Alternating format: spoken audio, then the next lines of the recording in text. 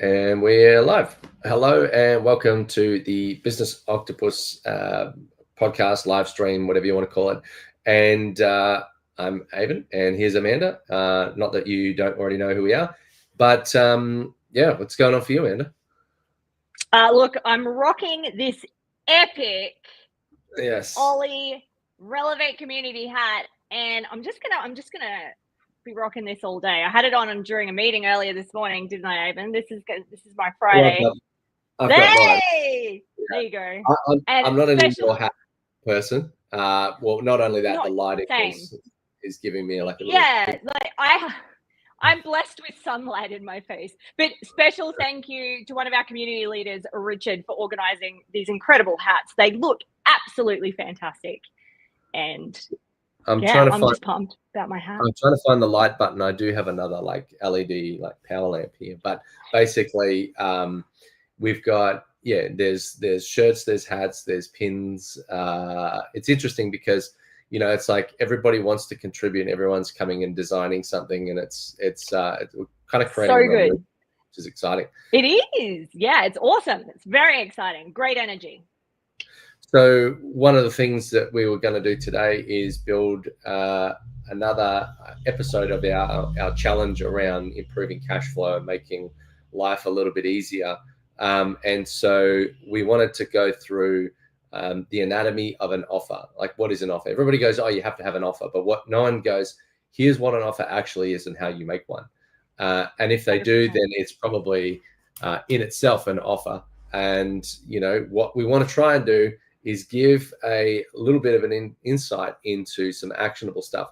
Now, we're only going to podcast here for the next 20, 30 minutes. So it's not going to be something we can go into infinite detail in, but we'll give you as much as we can. And hopefully you'll be able to take something away and turn it into something you can action right now in your business and reduce your risk of the end of year cash crunch, or if you have some kind of seasonality, or if you're just between clients and you want another big one or something like that, that you've got something that you can, start to make it easier to get the next one and the next one. All right. So absolutely. What is an offer? What is an offer? You know what, Avon? Just to make everyone viewing at home feel a little bit better, I don't think I fully got my head around what an offer was until maybe 3 months ago. I'll be completely honest about that. Like, right. It's one of those things where I've had it explained to me by multiple people multiple times, and I finally have wrapped my head around it, and we've really solidly implemented them in the business. So it's one of those things, keep cracking away at it. So what is an offer, Avon? Let's hear it from you.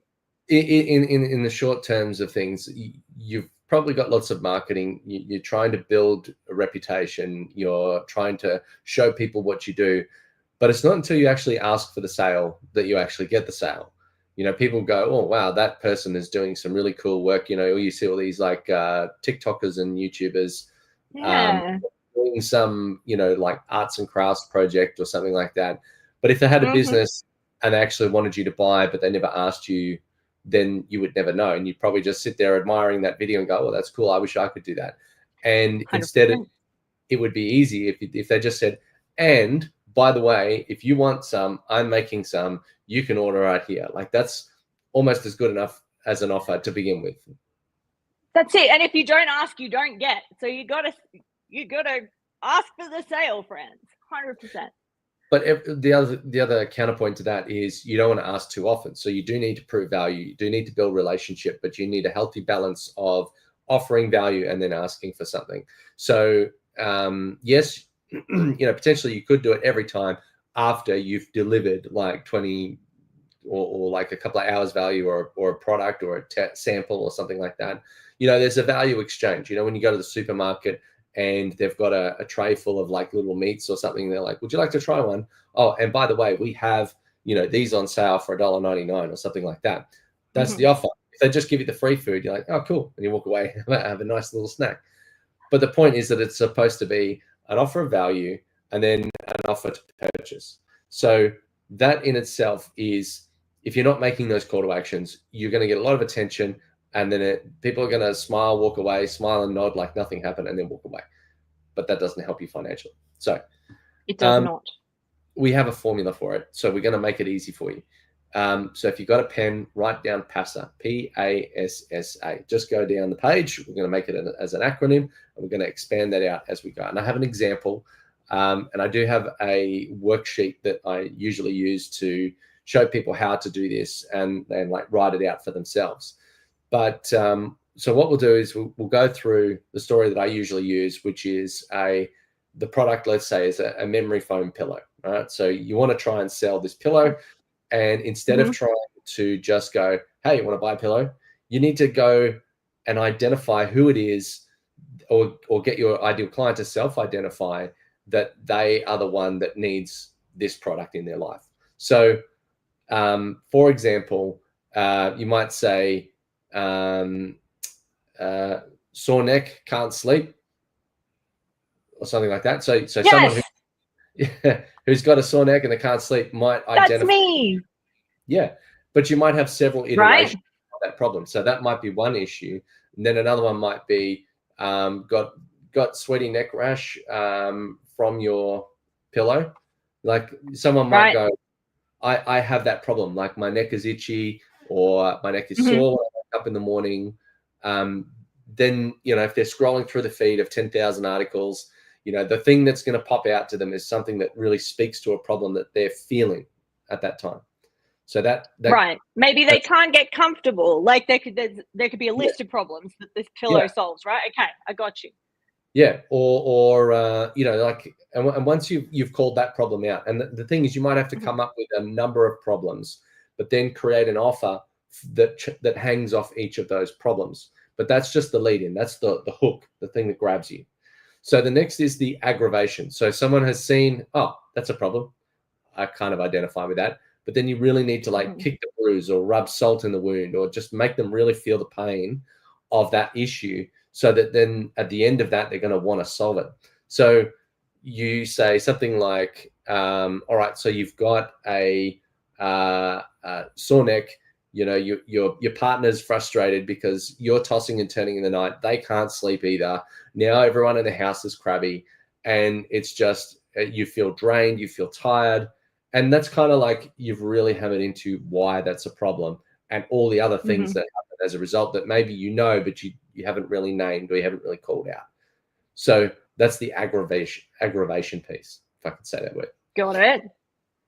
The next one is the solution. So here's where a lot of people go wrong, is they start listing the features, like 10 megapixel camera, or it's got electrolytes, or, things like that, where it's just the wrong framing. What you need to do is talk about the benefits, not the features. So instead of saying it's got memory foam, you go, no more sore neck with a memory foam pillow. No more sweat rash with the cooling technology. No more whatever. So benefit first, then the feature. Then from that, you give a little bit more into the solution. So you've named the product at that point. You've said what the answer is to solve that problem. You've then need to give some form of social proof. Jerry hasn't been kicked in the ribs since he got this new pillow. Jerry. A little bit funny in that scenario, because we're telling a story about someone who can't sleep. They're disrupting their partner. So getting your elbow in the ribs is, like, oi, stop moving, I'm trying to sleep here. That scenario would happen. But because we've said it without saying it, you create a little element of humor. Now, you can do that sort of thing in numerous ways, but that's a great way to build rapport and connection. And then finally, give the action.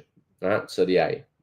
So PASSA: problem, aggravation, solution, social proof, and then action. The action is the one thing you want them to do.